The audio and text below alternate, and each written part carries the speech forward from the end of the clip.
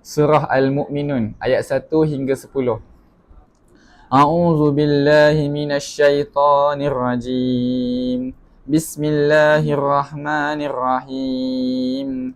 Qad aflahal mu'minun alladzina hum fi salatihim khashi'un walladzina hum 'anil lagwi mu'ridun walladzina hum lizzakati fa'ilun والذين هم لفروجهم حافظون إلا على أزواجهم أو ما ملكت أيمانهم فإنهم غير ملومين فمن ابتغى وراء ذلك فأولئك هم العادون والذين هم لأماناتهم وعهدهم راعون والذين هم على صلواتهم يحافظون أولئك هم الوارثون صدق الله العظيم.